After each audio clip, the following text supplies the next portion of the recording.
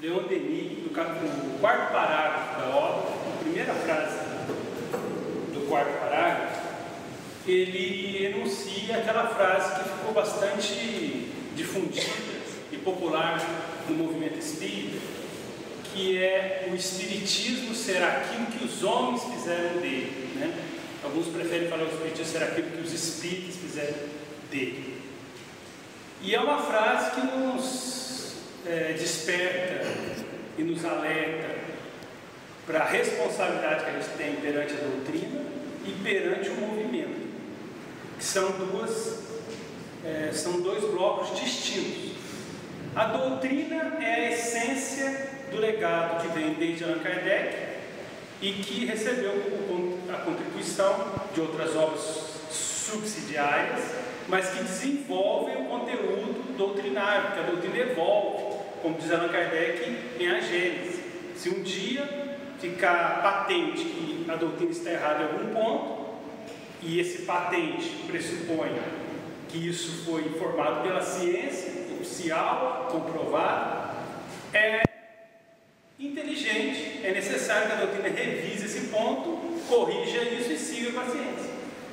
Então foi um ato de humildade e de inteligência de Allan Kardec, para que a obra não ficasse submetida a eventuais erros pontuais que, com o passar do tempo, não poderiam ser superados.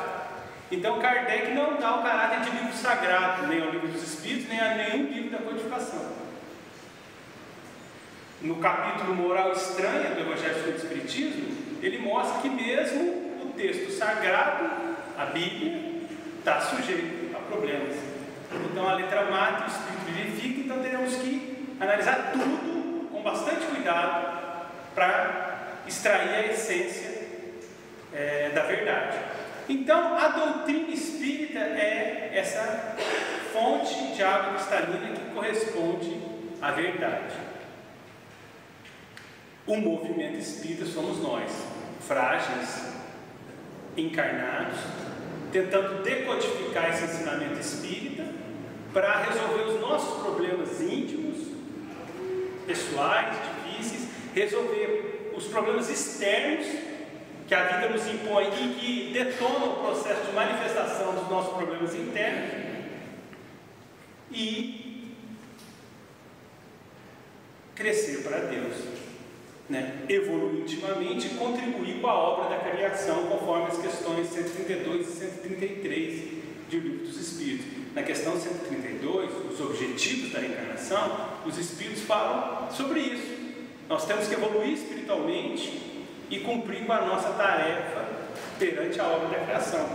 E uma coisa se completa na outra, porque eu só evoluo ajudando o meu irmão a evoluir. E o meu irmão só evolui na medida em que ele tem oportunidades evolutivas que nós podemos contribuir. Então eu ajudo o meu irmão a caminhar para a evolução, eu estou evoluindo. Eu estou evoluindo indiretamente, eu ajudo o meu irmão a caminhar na evolução, porque existe uma lei de sociedade, né, conforme a terceira parte do Livro dos Espíritos. Então, dentro dessa lei de sociedade, nós estamos vivenciando o quê? A realidade do movimento espírita. Através do movimento espírita, que somos nós, estamos tentando decodificar a pureza do ensino doutrinário. Só que há um detalhe: existe uma interface entre o movimento espírita e a doutrina propriamente dita. Porque Allan Kardec explica o quê? Allan Kardec explica que a doutrina espírita é a obra inspirada pelos espíritos superiores através do trabalho dos homens. Então, como a doutrina chega basicamente pelo fenômeno mediúnico, se os médiuns não contribuírem efetivamente com a sua educação, com o seu esforço, com o seu trabalho, a doutrina não vai chegar. Se os dirigentes, os estudiosos espíritas não fizerem um estudo dedicado, sincero, de qualidade, a doutrina que vai chegar para a maioria da população pode ter alguns erros, algumas contaminações. Nós temos um volume de obras extraordinário. Hoje a biblioteca espírita é extremamente vasta. Se nós não priorizarmos as obras que correspondem à essência do pensamento doutrinário, como a gente não consegue ler tudo, a gente pode se perder. No livro Palavras de Vida Eterna, Emmanuel fala sobre isso. Examinai tudo, retende o bem. Carta de Paulo aos Tessalonicenses. E Emmanuel, analisando essa frase, ele diz: nós não dispomos de tempo para analisar tudo. Nós não dispomos de tempo. Em outras palavras, ele fala nesse sentido. Ou seja, nós temos dificuldade para ler tudo. Então nós não podemos priorizar obras que não vão contribuir com o nosso estado moral e espiritual. Às vezes a gente fala: não, eu vou ler tal obra porque eu retenho o bem, porque eu já tenho a diretriz ético-moral, já é alguma coisa. Mas às vezes a obra está tão contaminada de imagens depressivas, obsessivas, e nós somos tão frágeis.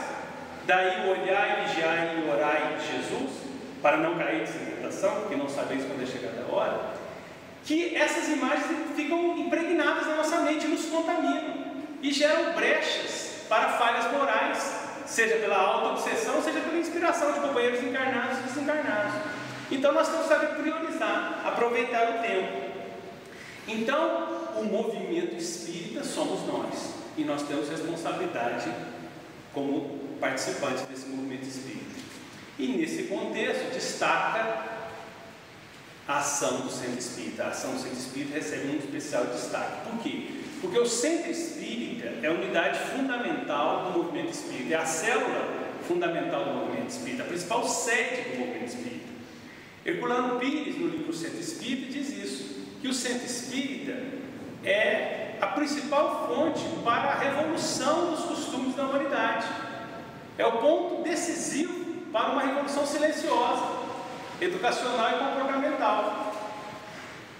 O próprio Dr. Bezerra de Menezes já havia dito que o centro espírita é a universidade da alma, e nós temos que nos esforçar para melhorar a classe das nossas salas dessa universidade. Então veja bem, o centro espírita é a sede principal do movimento espírita, e ele deve se esforçar para conseguir transmitir a essência da doutrina. E aí a gente poderia perguntar: qual é o lema da doutrina espírita? O lema da doutrina espírita é: fora da caridade não há salvação. Então qual seria a correlação entre o trabalho da casa espírita e a ação da caridade? Primeira coisa, precisamos entender esse fora da caridade não há salvação. É interessante essa frase, porque o capítulo 15 do Evangelho segundo o Espiritismo não é dentro da caridade há salvação. É diferente. Dentro da caridade necessariamente há salvação. Porque aí toda pessoa que estivesse empenhada na caridade seria salva. O Divaldo Franco conta que uma vez ele chegou numa casa espírita e existiu uma senhora que se dedicava muito à assistência social, muito mesmo. Mas ela estava muito estressada com o trabalho, porque os companheiros não ajudavam, os companheiros da casa. E aquilo estava fazendo mal para ela. Em determinado momento, o Divaldo falou assim: olha, eu sugiro que você deixe esse trabalho. Ela ficou um pouco chocada e perguntou para ele: você está sugerindo que eu largue a caridade? Ele disse: não, eu estou sugerindo que você encontre paz, seja feliz, porque está no Evangelho. O que te importa é ganhar o mundo todo e perder a sua alma? É claro que essa questão é bastante complexa, porque toca na nossa consciência. A lei de Deus está na nossa consciência, e a doutrina nos ensina o livre-arbítrio. Será que era para largar mesmo? Será que não? O Divaldo deu a sugestão dele, mas é uma questão que toca na nossa consciência, porque o bem tem que fazer bem quando pratica. Mas também há um outro lado. E os companheiros que não ajudavam naquele trabalho e deixavam aquela senhora esgotada, sobrecarregada? Porque nós vivemos um trabalho de grupo. A casa espírita é um trabalho de grupo. Mas não é dentro da caridade, não necessariamente a salvação. Por quê? Porque nós temos outras tarefas para desenvolver, outros desenvolvimentos dentro da nossa evolução espiritual. Agora, fora dela não há como haver. Fora da caridade não há como sermos salvos, encontrarmos o bem-estar espiritual. E por que razão? Porque, como diz o Paulo Teixeira, a caridade é o amor em ação, o amor dinâmico. Então nós podemos dizer: é o amor que trabalha. Porque o amor é um sentimento, né? É difícil a gente interpretar o amor, mas aí a gente tem que discutir didaticamente o significado do amor. Aliás, a opinião não é minha. Falando do Espírito de Verdade, em O Livro dos Espíritos, no capítulo 1 da terceira parte, comenta isso. Olha, tudo é o amor, mas é necessário separar o amor em cada contexto para a gente entender, porque ainda é uma realidade distante para nós.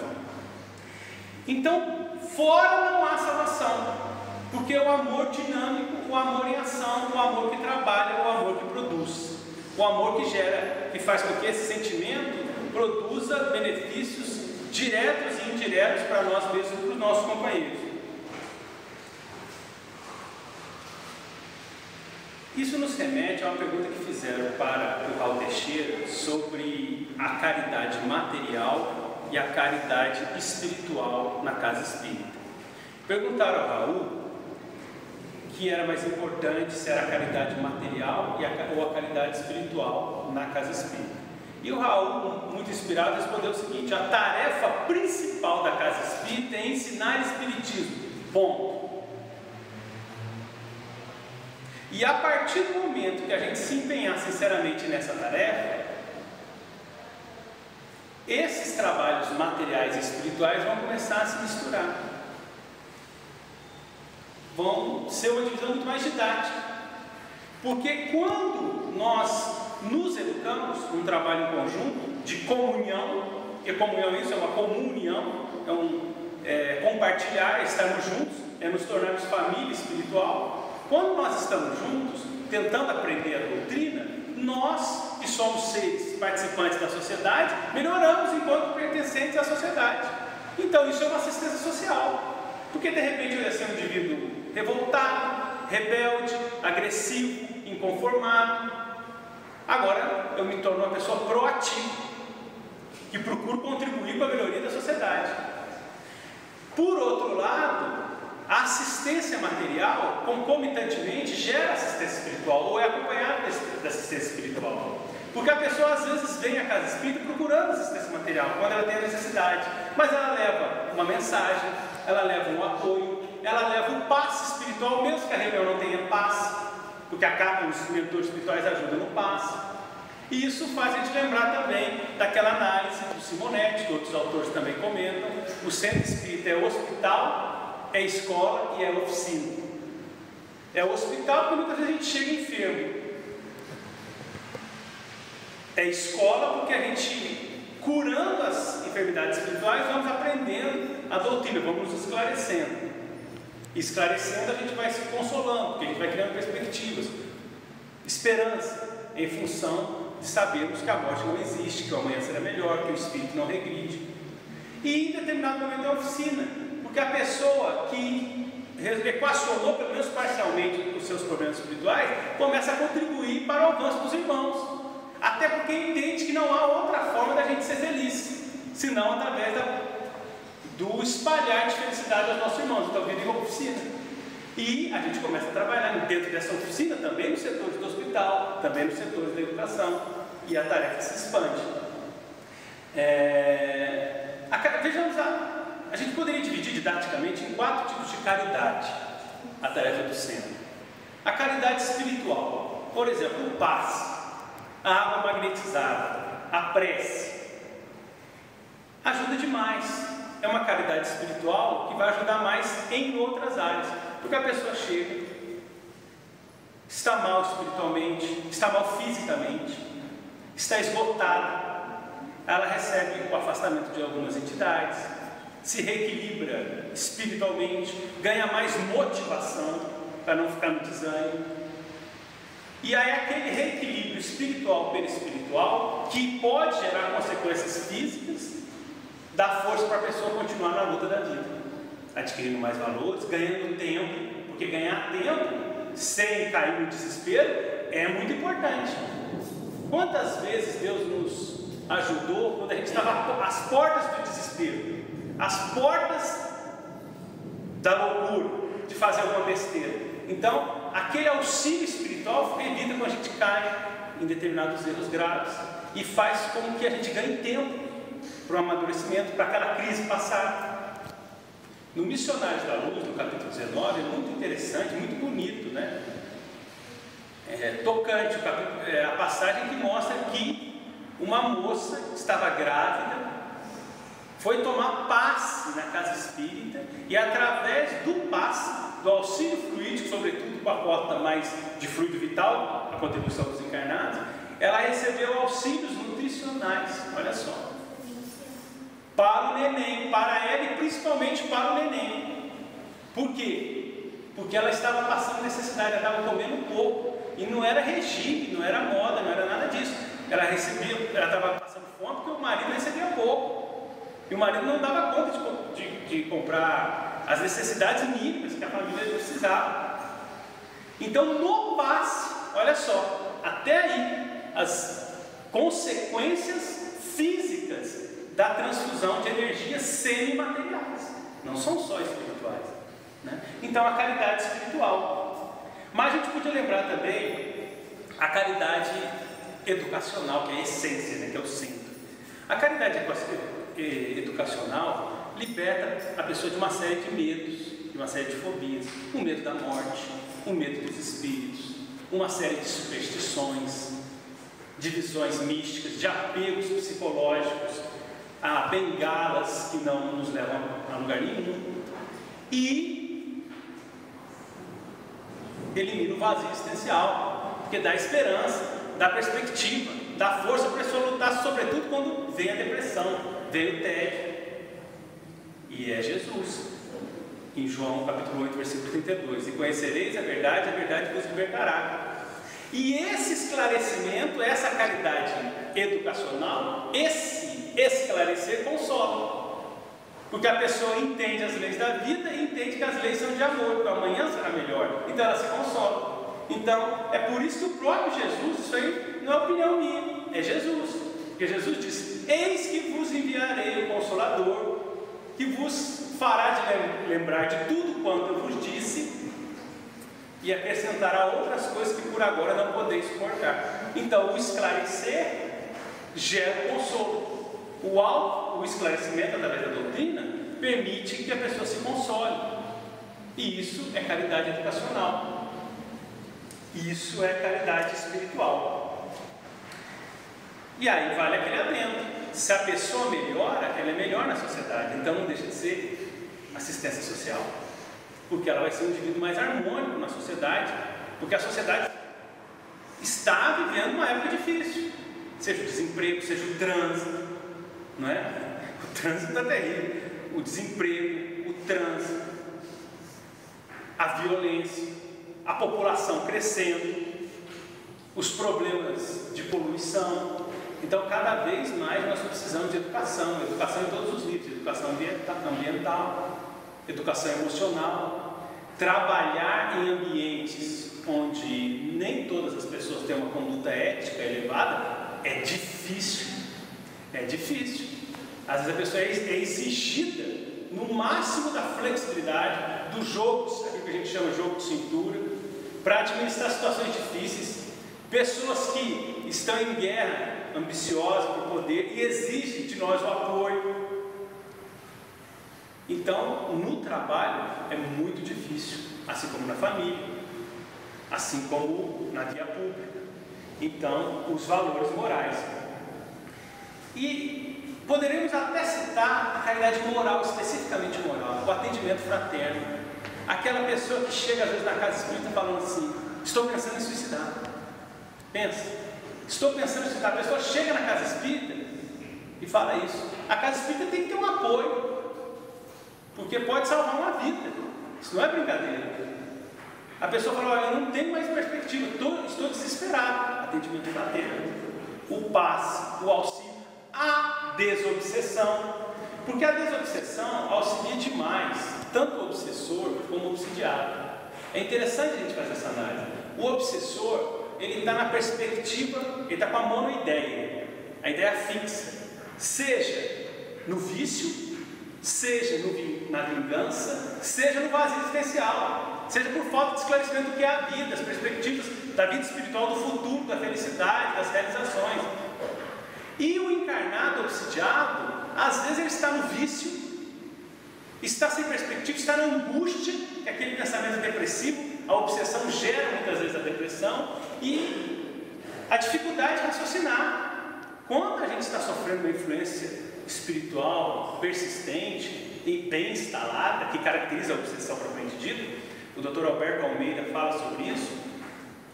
Ele fala assim, ó, se eu em determinado momento tive um momento de desequilíbrio durante o meu dia, no meu trabalho, na minha casa, e tenho uma influência espiritual negativa, que dura 5, 6, 8, 12 horas, é uma influência espiritual. Se esse processo se instala, provavelmente dito, é obsessão. Então, o Divaldo Pereira fala um momento sobre isso. Às vezes a pessoa chega na casa espírita e fala assim, me senti leve, é porque tomou um passo na chegada, na subida. Porque existem níveis vibratórios, né, pontos de checagem do mundo espiritual, e a pessoa já chega mais leve, se não for um processo onde há um acoplamento perispírito a perispírito mais pronunciado, né? Isso no Missionários da Luz ficou muito claro. Existiam barreiras vibratórias que protegiam a casa, tanto a casa espírita como a casa das pessoas evangelizadas. E aí, se era uma influência leve, ficava do lado de fora. Se era um processo instalado de obsessão, aí passa. Só que aí, nesse caso, é bom que passe. Por quê? Porque o processo já está tão conectado, plug tomada, como diz Manuel Filomeno de Miranda, que é importante que tanto ele como o obsessor ouçam o Evangelho, ouçam a doutrinação. Não é simplesmente uma influenciação, um contato mínimo espiritual, já é um processo mais grave. Então, caráter consolador. O Conselho Federativo Nacional faz uma sugestão que, né, que é o que há muito tempo a Casa Presidiária adota, que é aquela divisão dentro do estudo, metade com uma ênfase maior no Evangelho, metade com uma ênfase maior no livro dos Espíritos. Isso é uma sugestão, e não precisaria necessariamente ser seguido ao pé da letra, mas é para que fique dentro desse conteúdo da reunião, que seja enfatizado tanto o esclarecer como o consolar. Porque quando a pessoa está desesperada, ela não tem tempo. O consolo precisa chegar rápido. O indivíduo está angustiado. Ele precisa ouvir uma mensagem que dê esperança para que ele continue lutando, para que ele prossiga. Então, a mensagem, sobretudo uma reunião pública, ela tem que ter sempre uma componente de consolo. Para que isso não é uma questão propagandística da doutrina, é porque na hora que a gente está sofrendo, a gente se torna muito pessimista. E a gente tem que lembrar que Jesus é o nosso mestre. No Caminho da Luz, Emmanuel fala que Jesus tem um apelo muito forte ao nosso coração e que às vezes a gente usa indebitamente disso. A gente apela para Jesus com o coração ainda mesquinho, porque nos convém. Mas ele diz que Jesus sempre tem um apelo muito forte aos nossos corações, porque consciente ou inconscientemente nós trazemos a intuição de que Jesus é o nosso protetor, porque ele é o governador da terra e ele está conosco. Quem fala é Emmanuel no Caminho da Luz. Daí ele dizer, no Evangelho de João, antes de Abraão ser, eu já era. E aí o próprio Emmanuel, no Caminho da Luz, afirmar que os grandes protetores espirituais do sistema, não é da Terra, do sistema solar, se reuniram somente em duas ocasiões. Quando houve o desprendimento da matéria para dar origem aos planetas, ou seja, no início do sistema, e quando Jesus nasceu na Terra. Tamanha a importância histórica desse evento. De fato, Jesus separou a história, apesar de paradoxalmente ser meio que ignorado pela história, pelo menos a história oficial, né? Agora, então, a casa espírita, então, esse consolo e esse esclarecimento para a gente conseguir, para a gente prosseguir. De joelhos e pés desconjuntados, prossigo para o alvo, que é o que o apóstolo Paulo nos disse. Não sou digno de ser chamado apóstolo, porque sou o último dos apóstolos, porque não sou digno de ser chamado apóstolo, porque combati a igreja, mas com a graça de Deus já sou o que sou. O apóstolo Paulo.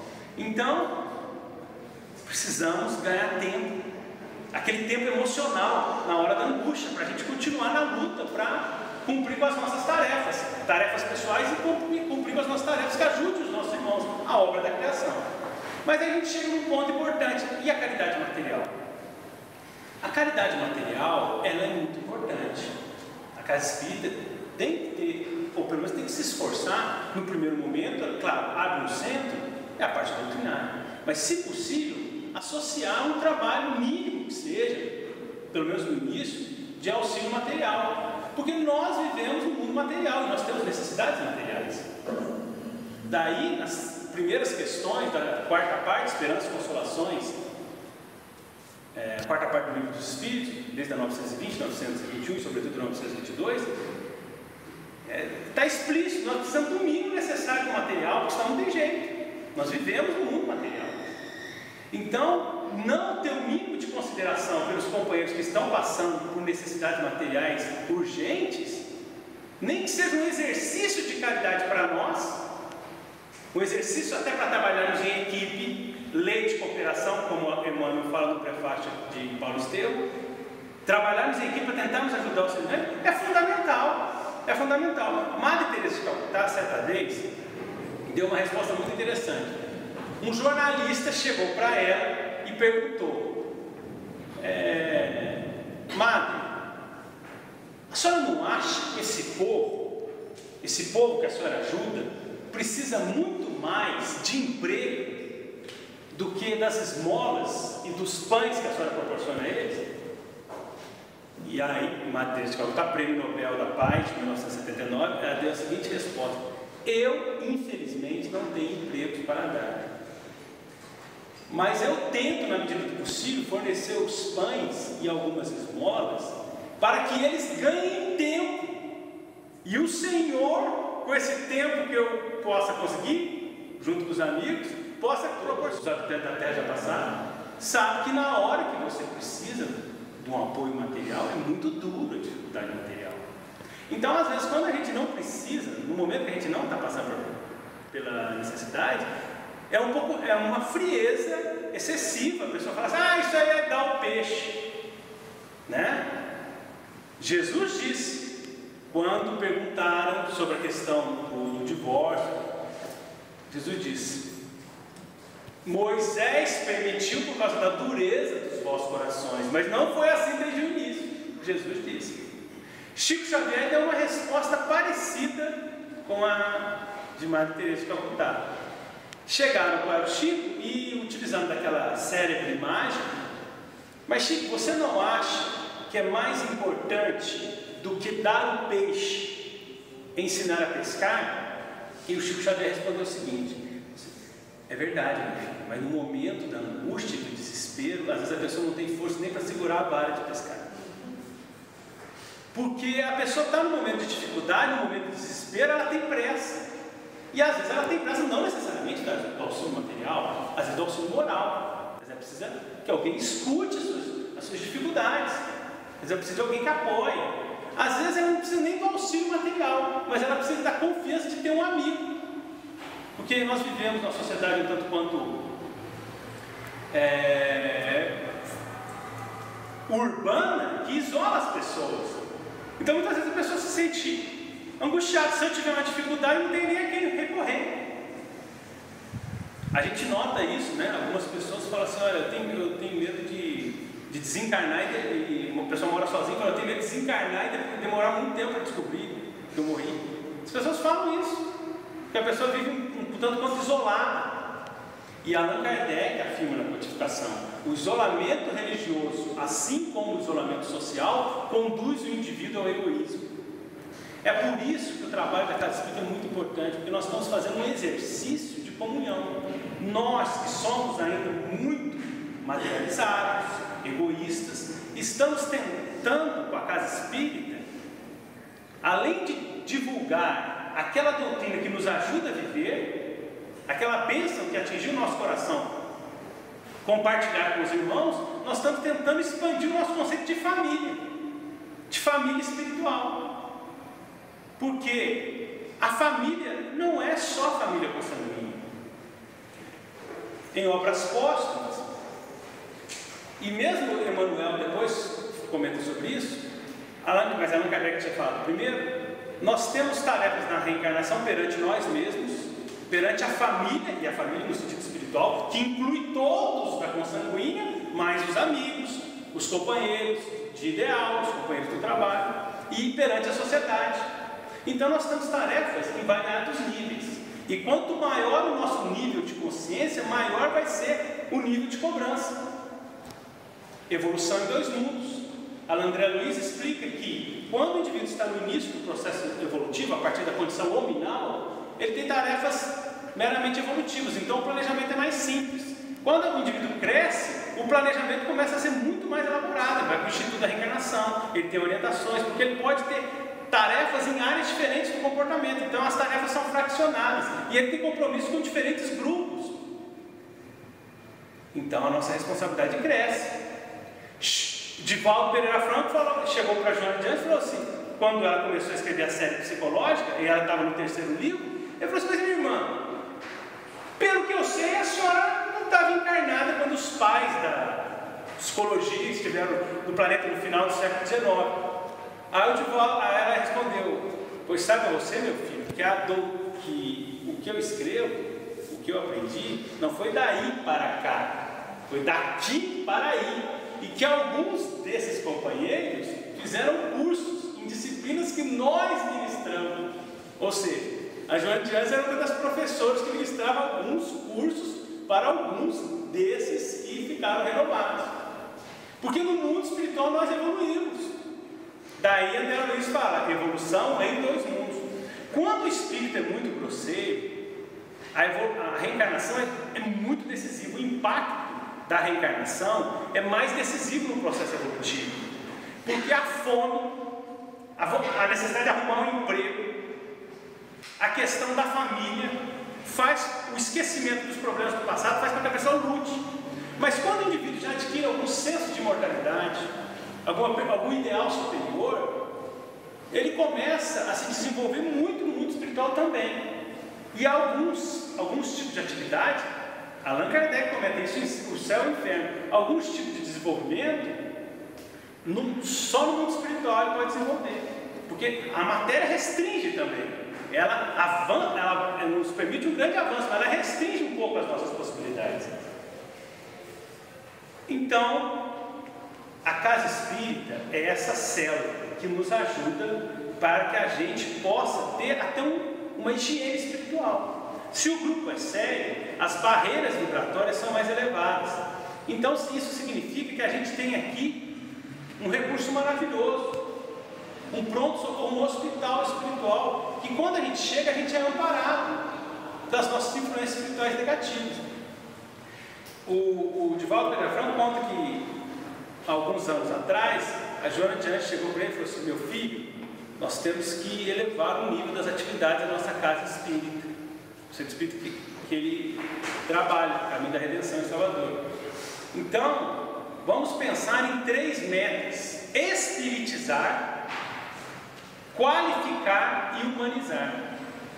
E aí ela comenta, espiritizar, porque às vezes a gente não está, apesar do rótulo espírita, estudando com profundidade os conteúdos, que são o conjunto da verdade, para que a verdade nos liberte. Espiritizar. Em segundo lugar, qualificar. Qualificar, porque a casa espírita tem que nos ajudar também a desenvolver essas tarefas, né? O Divaldo até conta que chegou um rapaz, e aliás ele cita a Sueli Caldas-Chuva, parece que é a Sueli Caldas-Chuva, parece que o caso aconteceu. E o rapaz chegou e falou assim, na casa espírita, ele era bem quisto, tinha alguns amigos, e falou assim: olha, eu sou contador, meu negócio é contabilidade, eu entendo tudo de ciência contábil. E colocaram ele para ser o tesoureiro da casa espírita. Ele falou assim: mas eu não sei nada de espiritismo. Só que aí colocaram ele na reunião mediúnica, né? Reunião mediúnica, assunto sério. Colocaram ele na reunião mediúnica para ser o doutrinador. Na primeira reunião, na primeira que ele foi, olha só, na primeira reunião ele era doutrinador. Falhou o doutrinador, o outro doutrinador, falhou outros companheiros dirigentes da reunião, e aí ele está na reunião, manifestou o espírito, um espírito um tanto quanto bravo, o espírito falou qualquer coisa, aí ele falou assim: meu irmão. Aí o espírito já respondeu: eu não sou seu irmão. Aí ele já virou para os companheiros: e aí pessoal, ele disse que não é meu irmão. Então quer dizer, aí ficou aquela coisa, aí o Divaldo até brinca, totalmente despreparado, né? Totalmente desaparelhado. Então, o centro espírita fornece o recurso doutrinário, a doutrina, e essa experiência da gente tentar desenvolver as tarefas, né? Em conjunto, e humanizar. Ou seja, a casa espírita tem que ser uma casa que a gente tenha esse contato, ou pelo menos que a gente se propõe a buscar esse contato de irmãos. É isso que Jesus tenta exemplificar no cenáculo, na última ceia, a comunhão, comum união. Fazer isto em minha memória, né? A Igreja Católica, ela interpretou de forma sacramental, ela deu um caráter sacramental a esse fazer isto em minha memória. Então aí criou-se a Eucaristia, né? A questão do vinho, mas aquilo não é para ser decorado, é fazer isso, ou seja, a reunião, a harmonia, reúna, porque nós podemos estar distantes fisicamente, como um pai fica de um filho, como uma mãe fica de uma filha, né? E estarmos conectados pelo amor, vinculados ao lar. Ou seja, o lar não é a casa é a parede, é a alvenaria. O lar é o vínculo de amor, e nós podemos estar vinculados com Deus mesmo num local, digamos, de trabalho, que a vibração ambiente é difícil, onde seremos tentados, mas não necessariamente cairemos. O apóstolo Tiago diz: bem-aventurado aquele que passa pela tentação, aquele que sofre a tentação, sofre, não cai, porque o indivíduo tem esse misto de sombra e de bagagem já positiva, e é difícil a luta, e dependendo da situação nós somos exigidos num grau bem avançado, mas quanto mais a gente é exigido, maior a gente se desdobra para adquirir valores. Então, lembrar desses valores é lembrar daqueles que nos ajudam através da riqueza do conteúdo doutrinário, porque reconhece o verdadeiro espírita pela sua transformação moral e pelos esforços que empreende para domar suas más inclinações.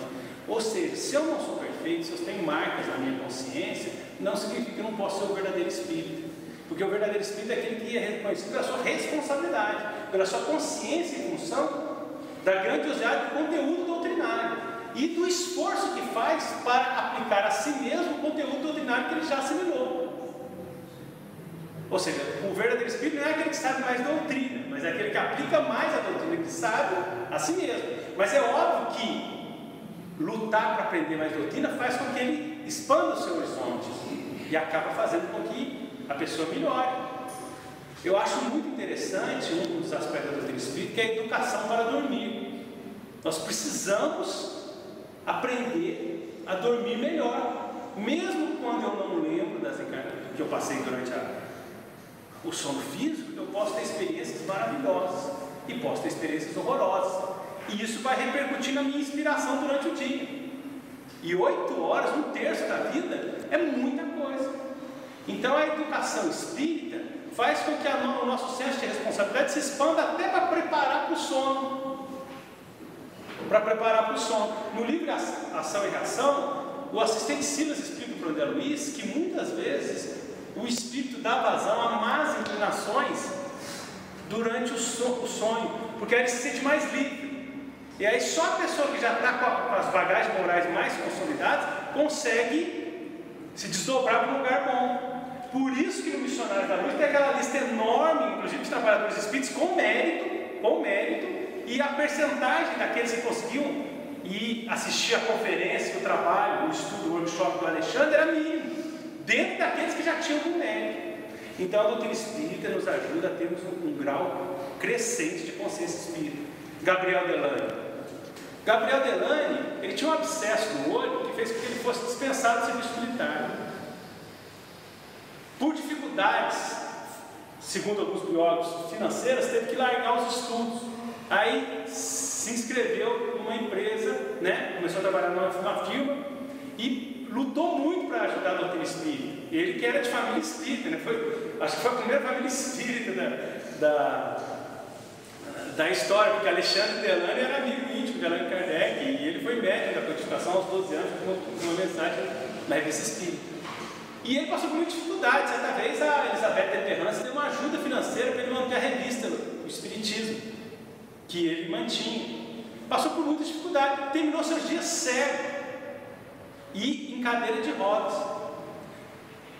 dedicando todo o seu tempo livre à divulgação da doutrina espírita, através dos livros, através das conferências. Então, são exemplos para nós, são exemplos de dedicação. Carvalho Schutter, com 36 anos, ele sonhava sonhos lúcidos com seus pais, em 1904, e não tinha explicação para aquilo. Começou a trabalhar em Matão, naquele tempo, fazendo conferências radiofônicas, escrevendo livros, investiu numa editora para que o livro tivesse qualidade de impressão,